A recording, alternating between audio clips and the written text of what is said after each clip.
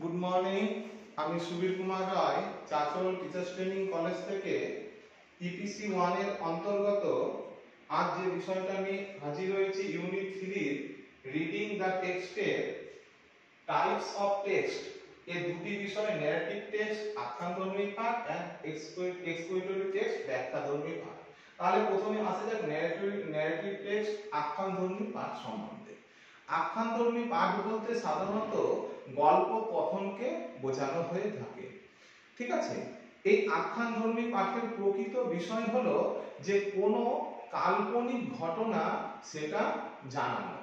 তাহলে কাল্পনিক ঘটনা একে অপরকে আলোচনা করাই হচ্ছে এই পাঠের বিষয়। তাহলে এখানে দুটো অবশ্যই জিনিস থাকে, একটা হচ্ছে বক্তা যে গল্পটা বলছে আর একটা হচ্ছে শ্রোতা যে শুনছে। এই বক্তা এবং শ্রোতা দুইজনা আলোচনার মাধ্যমে কিন্তু এই আখ্যানধর্মী পাঠ কিন্তু এগিয়ে চলে। এই আখ্যানধর্মী পাঠের কিছু উপাদান থাকে, মানে একটা সূচনা, মানে একটা কোনো জায়গা থেকে গল্পটা সূচনা করা হচ্ছে। 2 নম্বর থাকে একটা উদ্যমকারী ঘটনা, মানে এমন একটা ঘটনা যেটা শ্রোতাকে শুনতে খুব ভালো লাগবে সেই রকম ঘটনা কিন্তু এই গল্পের মধ্যে থাকে। 3 নম্বর থাকে একটা চরিত্র, যে চরিত্রটাকে বেস করে কিন্তু গল্পটা কিন্তু এগিয়ে চলে, সেই চরিত্র কিন্তু অবশ্যই থাকে। তারপর দ্বন্দ্ব, মানে গল্পটার মধ্যে একটু যদি দ্বন্দ্ব হয়ে থাকে বা ঝগড়া বা ঝামেলা বা কিছু, তাহলে কিন্তু সেটা কিন্তু আরো কিন্তু শুনতে কিন্তু ভালো লাগে। আর লাস্ট শেষ পর্যন্ত সিদ্ধান্ত, মানে এই সমস্ত কিছুর পর শেষে যে মিলন, সেই মিলনের মাধ্যমে কিন্তু গল্পটা কিন্তু সমাপ্ত হয়ে থাকে। তাহলে এই আখ্যানধর্মী পাঠের তাহলে উদাহরণগুলো কি কি, যেরকম কোনো গাথা, গল্পকথা বা কোনো কাল্পনিক গল্প, কোনো ভৌতিক গল্প, এই সমস্তই হচ্ছে এই আখ্যানধর্মী পাঠের কিন্তু বিষয়। আখ্যানধর্মী পাঠের তার উদ্দেশ্য কি হবে, আমরা কেন করব এই ধরনের পাঠ বা শুনবো?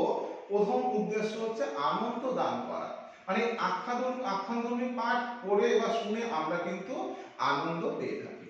2 নম্বর হচ্ছে কোনো তথ্য কিন্তু এই পাঠের মাধ্যমে কিন্তু উঠে আসে, পাঠক কোনো একটা তথ্য কিন্তু এই পাঠের মাধ্যমে কিন্তু যাদের মানে বক্তা শ্রোতাকে কিন্তু দিতে পারে।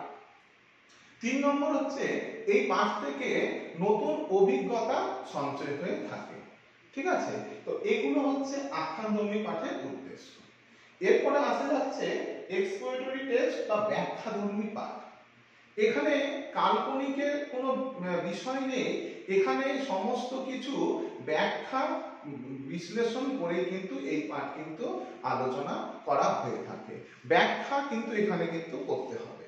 ঠিক আছে, এখানে কোনো একটা বিষয় বক্তা সে বা যিনি বলছেন বা যিনি পাঠক, সে কিন্তু ব্যাখ্যা বিশ্লেষণ করে কিন্তু এই ব্যাখ্যাধর্মী পাঠ কিন্তু তাকে কিন্তু পড়তে হবে।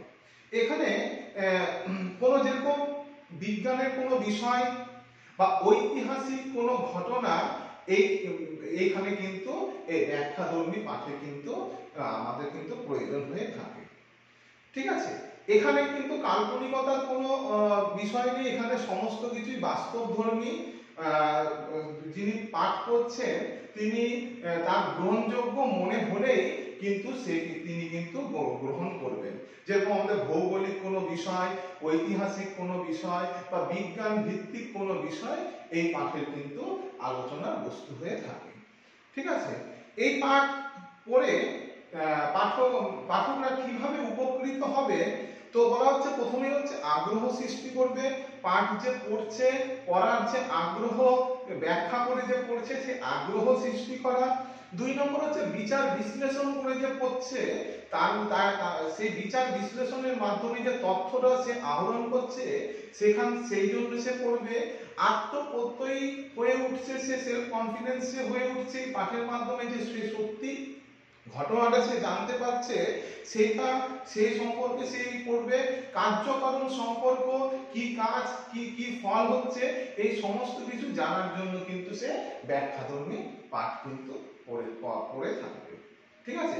তাহলে আজকে টাইপস অফ টেক্সটের এই দুটি বিষয় আলোচনা করা হলো।